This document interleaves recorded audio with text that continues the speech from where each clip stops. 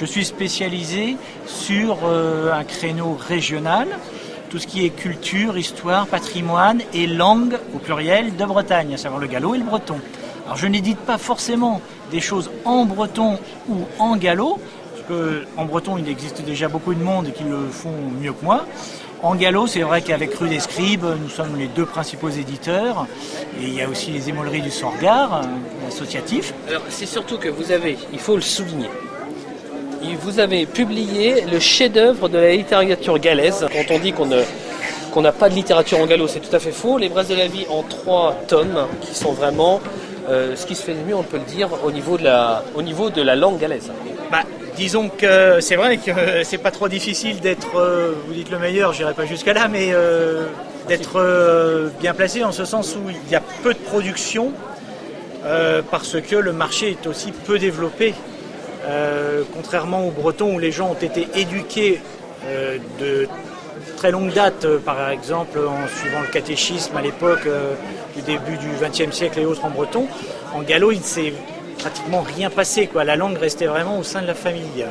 Donc c'est vrai que en conséquence, si on veut se placer d'un point de vue mercantile, il n'y a pas grand chose parce que les gens le parlent, la langue est encore bien présente, faut pas croire. Je pense qu'on parle, personnellement, je pense qu'on parle beaucoup plus gallo que breton encore, numériquement parlant, je pense. Mais à l'inverse, au niveau donc mercantile, c'est vrai que c'est plus difficile. Mais pour en finir sur mon propos, donc je fais des choses pas forcément en gallo ou en breton, je fais des choses sur le breton et sur le gallo. Par exemple, j'ai également sorti une grammaire, la première du genre, et un dictionnaire de 25 000 entrées, subventionné par le conseil régional. Et sinon, plus généralement...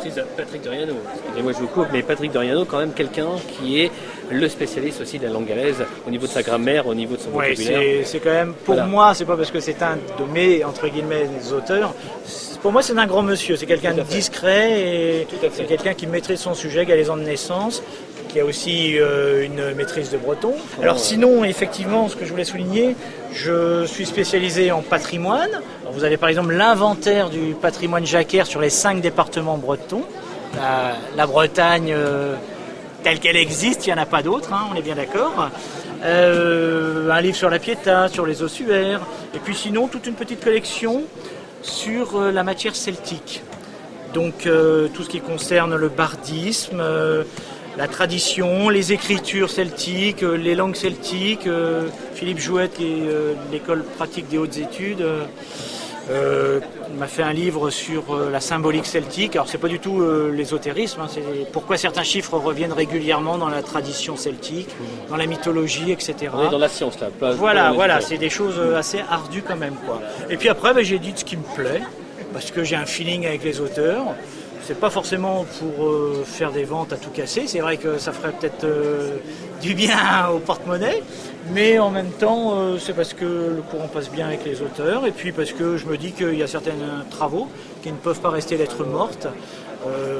Il faut mettre ça à la portée de tous, et puis en même temps, oui, j'ai la Bretagne chevillée au corps, et comme la grammaire, c'est vrai que personne n'y croyait.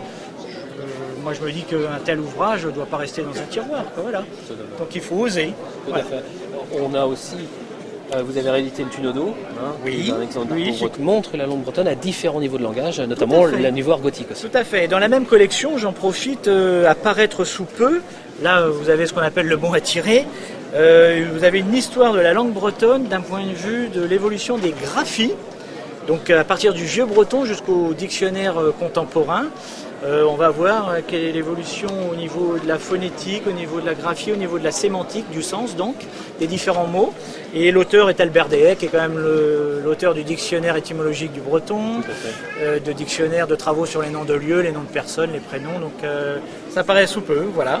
Donc ça aussi, ça ne va pas être un best-seller, mais j'estime que ce genre de travaux, qui fait quand même 520 pages, ça ne peut pas rester lettre morte, quoi.